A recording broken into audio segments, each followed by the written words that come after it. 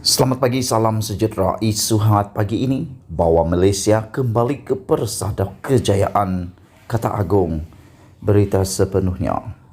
Yang di-Pertuan Agong Al-Sultan Abdullah Riayatuddin Al-Mustafa Billah Shah bertitah, kerajaan dan semua pihak tanpa mengira fahaman politik harus berusaha merencana pelan jangka panjang bagi membawa negara kembali ke persada kejayaan dalam era pasca pandemik. Al-Sultan Abdullah bertitah bagi menempuh gelora masa hadapan dalam era pasca pandemik berkenan. Pengurusan negara memerlukan suatu rencana yang bitara mencakupi pelbagai sektor dan aspek kehidupan. Pada masa sama, rakyat beta turut berperanan dalam mendukung usaha murni kerajaan di samping terus berusaha mendepani sabarang cabaran. Natijahnya, pemulihan negara memerlukan simbiosis yang erat antara kerajaan dan rakyat beta.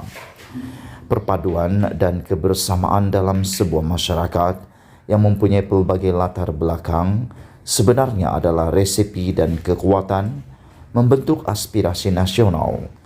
Ia adalah tiang kemakmuran negara dan menyumbang kepada keamanan dan kestabilan. Titah Seri Paduka. Al-Sultan Abdullah bertitah demikian sempena sambutan ulang tahun Hari Keputeraan Rasmi Seri Paduka Baginda hari ini. Titah ucapan Baginda berkenan turut disiarkan secara langsung melalui televisyen tempatan malam tadi. Yang di-Pertuan Agong bertitah, sektor ekonomi dan kehidupan seharian rakyat juga menampakkan pemulihan bermula daripada pembukaan semula sempadan negara pada 1 April 2022 lalu, dan Baginda bersyukur kerana pandemik COVID-19 kian pulih, sekaligus rakyat berupaya kembali menikmati kehidupan seharian yang sebelum ini terjejas akibat pandemik itu. Titah Al-Sultan pada hakikatnya bukanlah suatu perkara mudah untuk mengemudi negara keluar daripada kesan pandemik COVID-19. Justru Seri Paduka mengajak seluruh rakyat negara ini untuk berganding bahu dalam kesepaduan yang erat ke arah membentuk Malaysia yang gemilang. Yang di-Pertuan Agong bertitah, pemulihan dan kebangkitan negara yang diimpikan tidak mungkin menjadi realiti jika rakyat berpecah belah dan gagal untuk mewujudkan lanskap kehidupan yang stabil. Sebagai rakyat Malaysia, kita semua perlu berganding bahu dan menggalas tanggungjawab masing-masing. Ibarat kata pepatah, ke bukit sama didaki, ke lurah sama dituruni. Titah Seri Paduka. Seri Paduka turut berpesan kepada rakyat untuk terus menyokong usaha-usaha dan dasar kerajaan agar program yang digubal dapat dinikmati oleh semua orang. Al-Sultan Abdullah juga mengajak pemimpin negara dan anggota perkhidmatan awam untuk terus berkhidmat setulus hati dalam menentukan sosioekonomi rakyat Baginda terus dilindungi dan dibantu demi kelangsungan hidup mereka. Seri Paduka turut menzahirkan rasa gembira Baginda melihat rakyat daripada berbagai bilang bangsa dan agama menyambut kedatangan 1 Syawal dengan suasana yang penuh kemeriahan dan kegembiraan.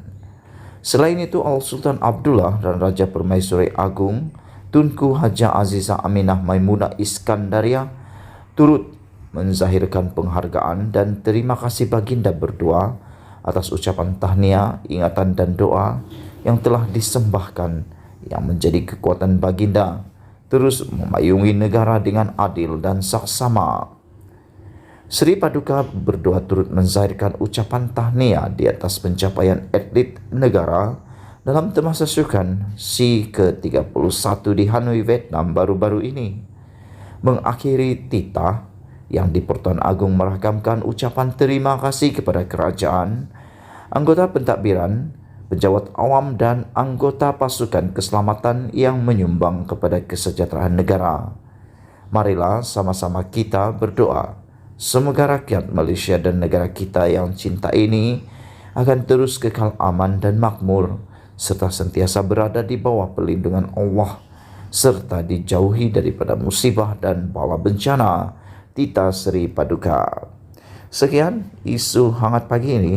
Jangan lupa tinggalkan komen Anda, tekan butang subscribe dan kita jumpa lagi. Bye-bye.